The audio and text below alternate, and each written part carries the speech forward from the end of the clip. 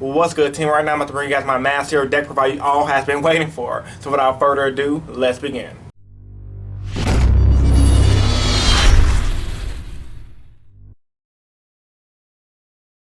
Alright guys, so here's the long-awaited Mass Hero deck profile for pretty much the BOSH format. BOSH was released this past weekend, and we had our first YCS and first regional season of BOSH. Sadly, I have not seen one hero deck at the top, but since it's heavily requested, I'm giving you guys my Mass Hero deck that I took to my locals on Saturday for the case tournament we had. Unfortunately, I did not top the case tournament, but the deck played really well, and it was incomplete. So for the sake of this video, for the cards I do not have, I will let you guys know with pictures on the screen and of what cards that I'm gonna be replacing certain cards in this deck with, and how you can make this deck pretty much budget. And at the end of this video, I'm gonna be showing you guys some pretty cool combos. So let's start off with the monsters. As you guys already know, 3 Shadow Mist, 3 Bubble Man for spamming purposes and help those XYZ plays, 2 Goblinberg. I went back to 1 Alias, reason being a lot of Pepe players made deck in Dinko for rogue players, so I needed something to beat over Dinko Sekka, and Alias has done that well. 2 Summoner Monk to run up the monsters. Summoner Monk's the best combo piece in the deck. Without Summoner Monk, I personally feel like the deck would not be as fast as it is in the TCG now. Time for the spells. 3 Hero Lives, 3 Mass Change, 3 Emergency Call, 2 Instant Fusions, 1 Rhoda for consistency to round off the instant fusions, 1 Raigeki, 1 Twin Twister. Now, reason why I run 1 Twin Twister is because I cut MST from the main deck. The reason why I cut MST from the main deck is because Twin Twister is overall better. If you guys did not know what Twin Twister does, I'm bringing it in for you guys. Discard 1 card, target 2 spells cards on the field, destroy it. Really good, really powerful. This is definitely the card of the weekend from what I've heard on the regional scene. And it was the card in the weekend at my locals. Really powerful card. I feel like MST is not needed anymore because of cards like Twin Twister, and plus a lot of people don't run back row. So if you do run MST, you can just main deck it for, you could just side deck it for row decks. 3 Rivalry of the Warlords.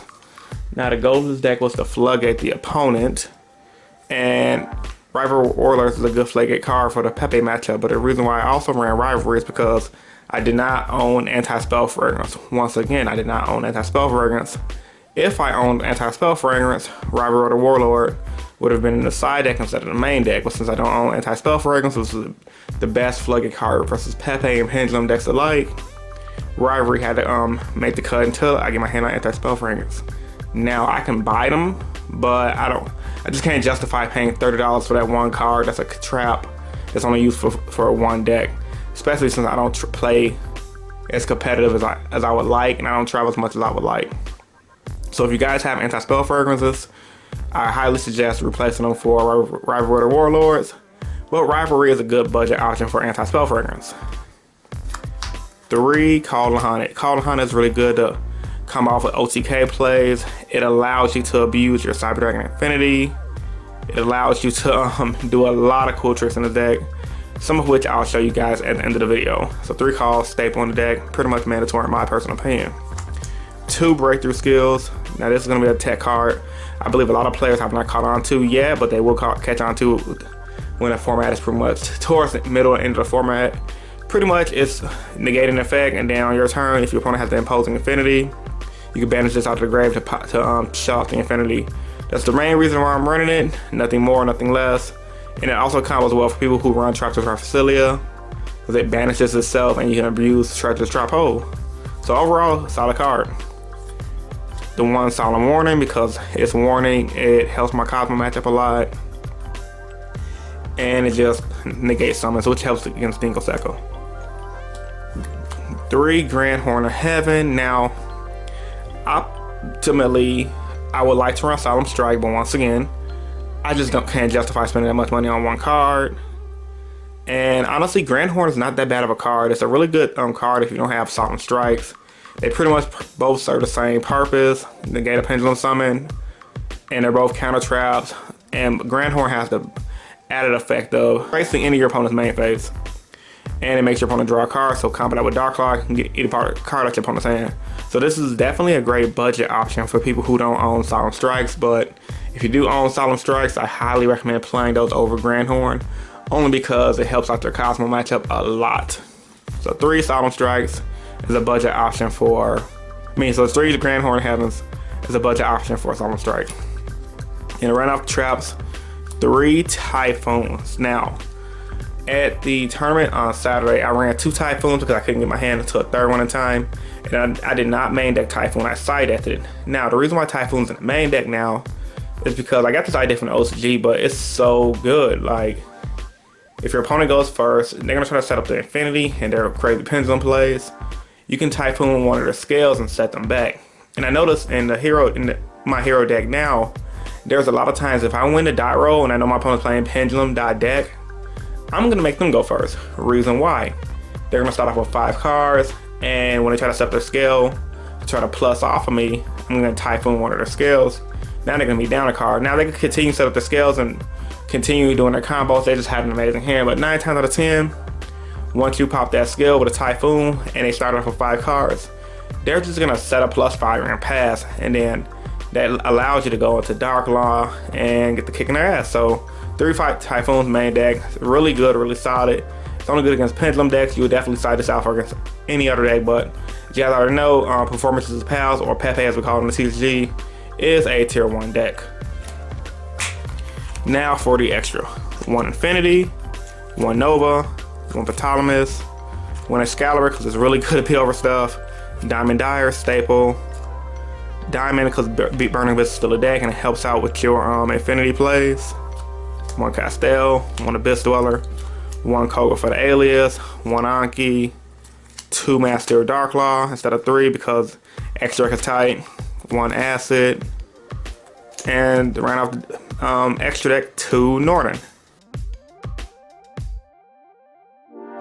Now, one cool thing this deck can do, pretty much any deck can do that runs Cyber Dragon Infinity, is abuse the hell out of Call of the Hunt. And the reason why Call of the Hunt is good in Masked Heroes, of course, you can call back your Masked Hero Shadow Mist to abuse this effect. But another reason why Call of the Hunt, or always the Dragon Souls, for the if you prefer to run something that's more defensive, is good in the deck because not only do you bring back your Shadow Mist to abuse the effect of making under Dark Law, but you can also bring back your Elder Entity Northern to bring back into attack mode to poke for 2,000, bring back a Shadow Mist to poke for another 1,000, or you guys have the option for bringing back your dead Cyber Dragon Infinity on your turn, suck up an opponent's monster, and just get free negate from there. Cyber Dragon Infinity is a really powerful card in this deck, but Call of the Hunt is a really pretty much amazing card. Staple status in the deck.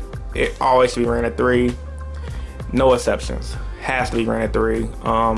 Or Oasis of Dragon Soul if you guys want to be more defensive. Another reason why I like Call of the Hunt in this deck, so for them plays where you can just go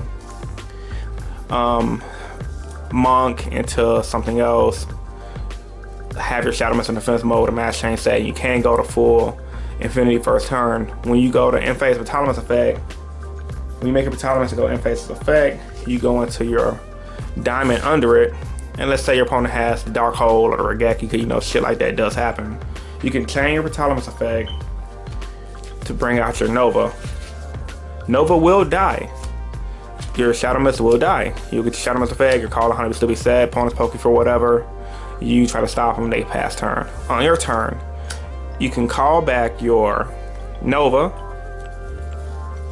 since you brung it out properly, and just overland to Infinity and go from there. Really cool, simple combo, and it works. Like, it makes the deck oh so amazing. So once you get a Call of the Hunt in the hand, or it's the Dragon Soul in hand, you're pretty much good to go.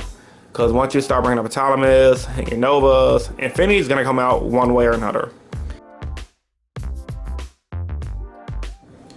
Alright guys, time for the combo portion of the deck. For the first combo, I'm going to show you guys how to make a Masked Hero Dark Law comboed with a first turn Cyber Dragon Infinity with only 2 cards, which is ironically the best cards in the deck, Summoner Monk and Instant Fusion. So what you want to do is, you want to activate your Monk, activates on the muscle pack, pitch the spell to bring out your Master of Shadow, well, Elemental Shadow Mist rather. Activate Shadow Mist effect to grab a mass change from your deck to your hand. Add mass change from your deck to your hand. And then what you're going to do is activate mass change, send your Shadow Mist to the graveyard to bring out your Masked Hero Darklaw all in the first turn.